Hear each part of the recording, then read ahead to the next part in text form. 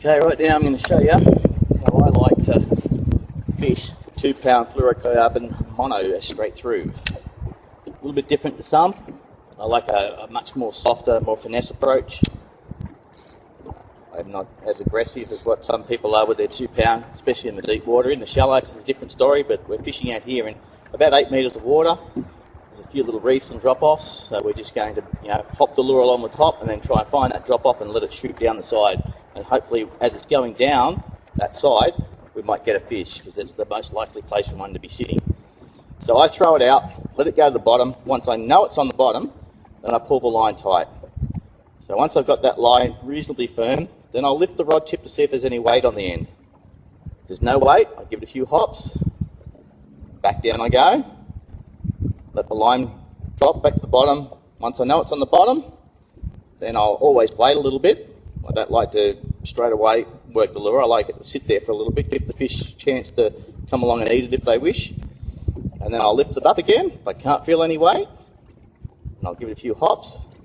I'll put it back down again. Now we're coming to the edge of the drop-off just here now. There's a good chance this lure might just fall down this drop-off in a second if we're lucky, and we might get a fish. So it's on the bottom there now. Let it sit there for a bit. A bit of weight. Feel that weight? Nah, nothing there. Okay, so I'll give it a few hops. If I do feel weight, I generally just wind. You'll notice a lot of the time when I'm fishing light line, you see me, I wind my fish on. Once I've taken the stretch out of that line by winding, that's when I generally will strike to make sure I get that hook set. I don't strike straight away for the simple reason that if you strike instantly on fluorocarbon straight through, a lot of the time all you're doing is taking the stretch out of the line. You're not actually setting a hook. You really need that stretch out before you can set the hook. Sitting there nicely on the bottom, a couple of hops, back down it goes again.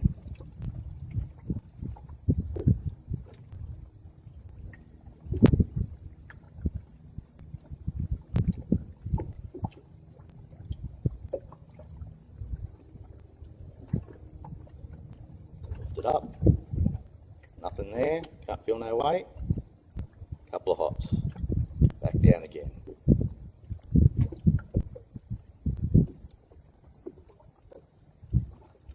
It's on the bottom, lift it, there's a bit of weight there now. No. Felt like there was a fish just on there for a second. Might have been going over the edge, just give it a bit of line, let it drop all the way back down over that ledge. Lift it. Down.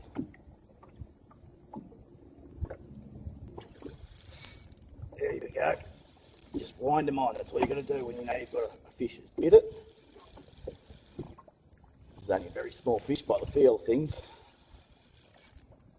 Could even be a flathead. A little flathead maybe. Yes, a little flathead.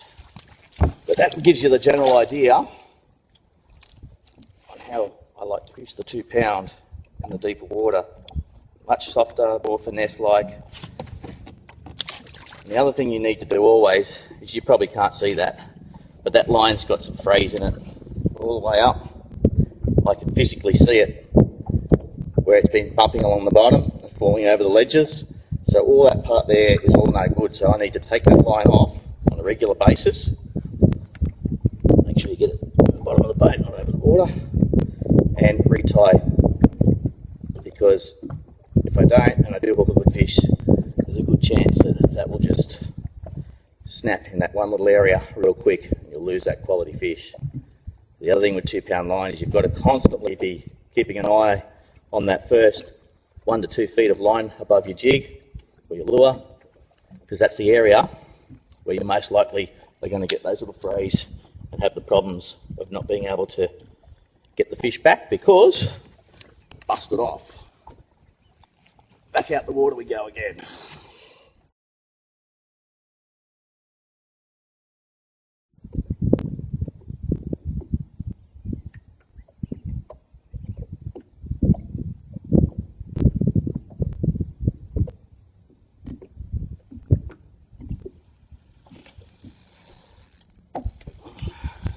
That's how you wind them on.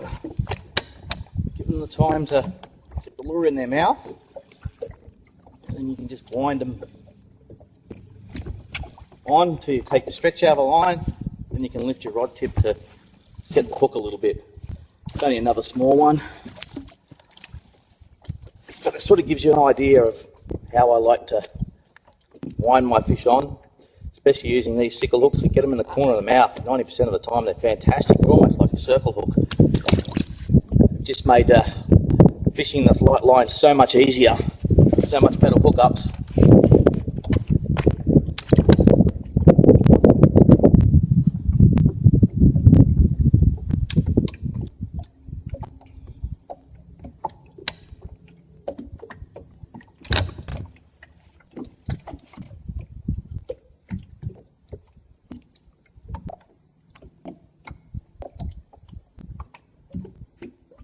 This area that I'm fishing at the moment, it's not super deep, it's only that 3 to 4 metres, got good current flow, nice little bank on the edge.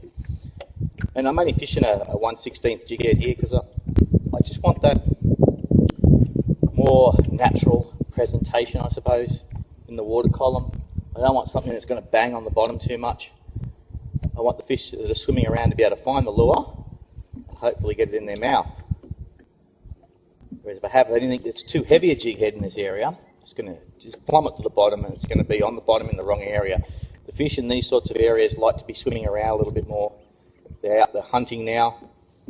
So something that's sort of on the bottom but fluctuating, not stuck on the bottom, is just giving a little bit better presentation to get those fish to come out and bite a bit better now.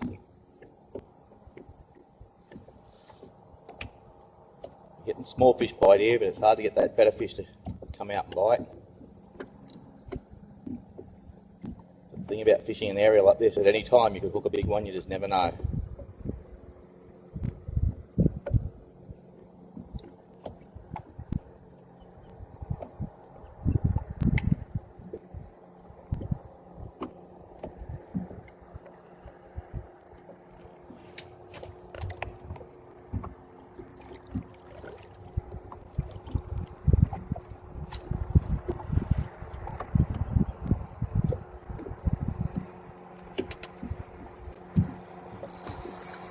Go. That's a better fish, I think.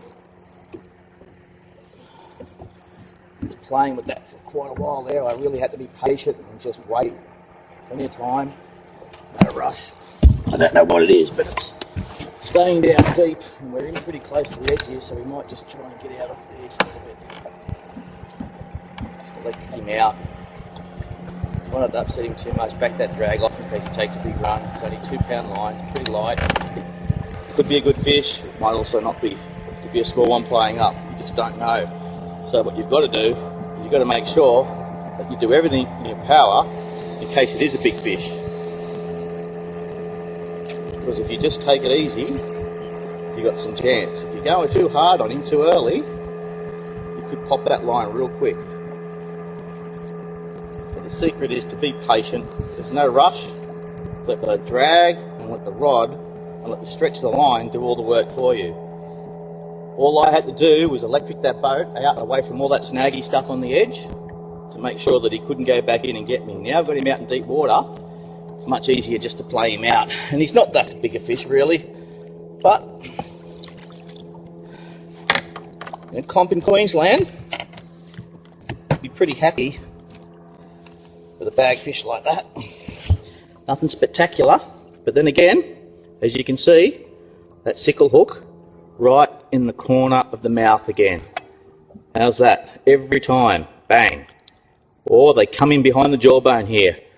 I've got to say, it's definitely one of the best hooks I've ever used with soft plastics.